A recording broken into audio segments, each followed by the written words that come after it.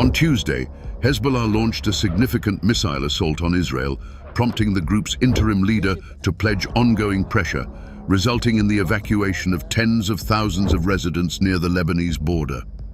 The Israeli military confirmed a troop buildup in southern Lebanon and announced the killing of a senior Hezbollah commander in an airstrike.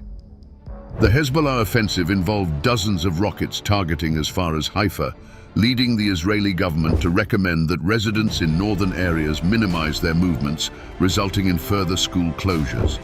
Approximately 180 rockets were reported to have been launched across the border.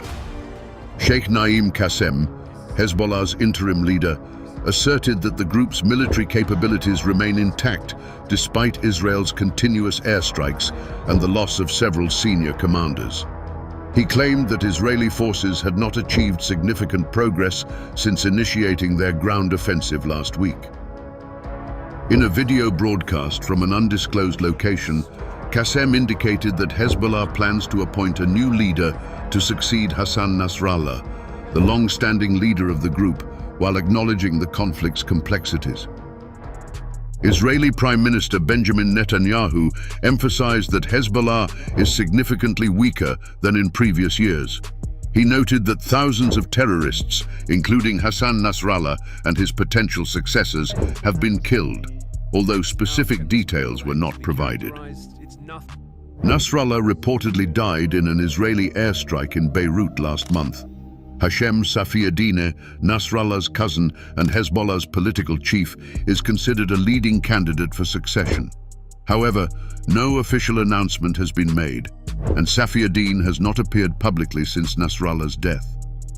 Rear Admiral Daniel Hagari, an Israeli military spokesman, stated that Israel was verifying Safiuddin's status and accused Hezbollah of attempting to hide information regarding a recent airstrike. The Israeli military reported the destruction of militant infrastructure along the border and claimed hundreds of Hezbollah fighters had been killed. Verification of the claims from both sides regarding the ground situation remains pending. Israel has deployed a 4th division in southern Lebanon, with operations expanding westward, while its primary focus remains on securing a narrow strip of land along the border. Following a year of conflict in Gaza, Israeli forces engaged in intense combat with Palestinian militants in northern areas, where evacuation orders were issued.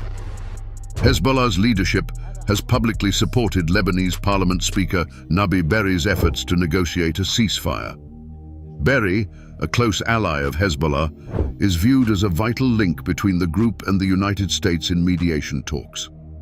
In response to Qassem's statements, Hezbollah reaffirmed its support for the Palestinian people in the Gaza Strip.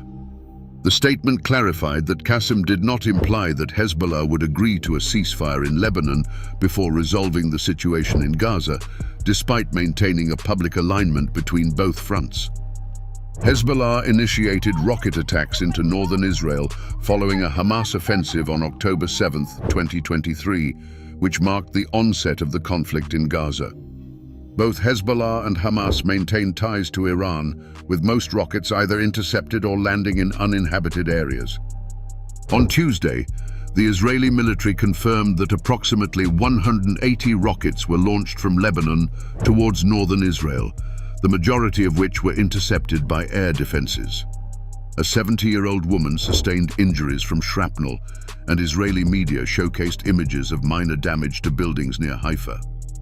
In a recent statement, the Israeli military reported that airstrikes resulted in the deaths of 50 Hezbollah fighters, including 6 senior commanders.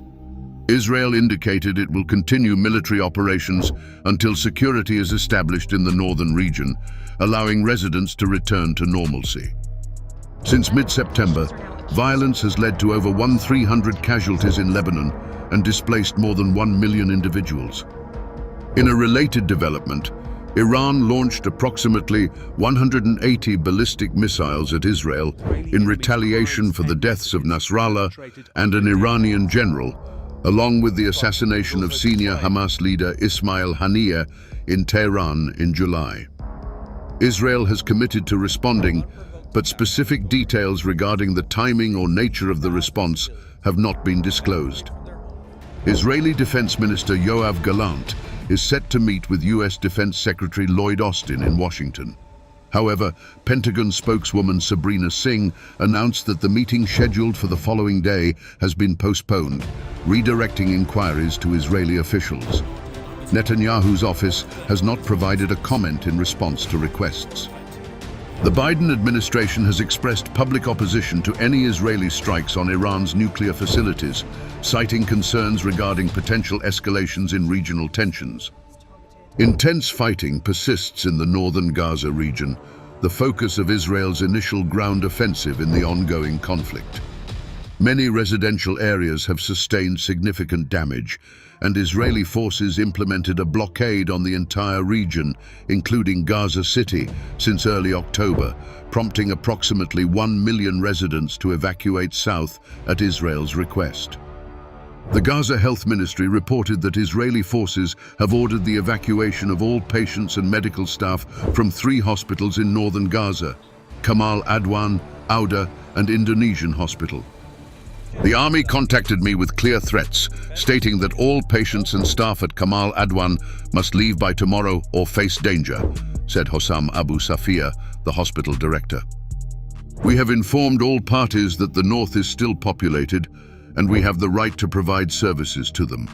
We remain steadfast and will continue our services despite the difficulties. Israeli forces are also engaged with Hamas militants in Jabalia, a densely populated urban refugee camp established during the 1948 war surrounding the founding of the Jewish state. Reports indicate that airstrikes and shelling from Tel Aviv are targeting Jabalia, as well as Beit Hanun and Beit Lahia. Kamal Adwan Hospital reported that at least 15 individuals, including 2 women, 4 children, and 4 people attempting to collect bodies, were killed on Tuesday amid the fighting in Jabalia. The situation is critical.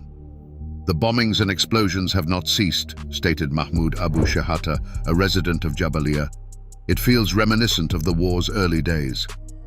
The conflict commenced when Hamas-led militants infiltrated southern Israel, resulting in approximately 200 fatalities, predominantly among civilians, and the kidnapping of around 250 individuals.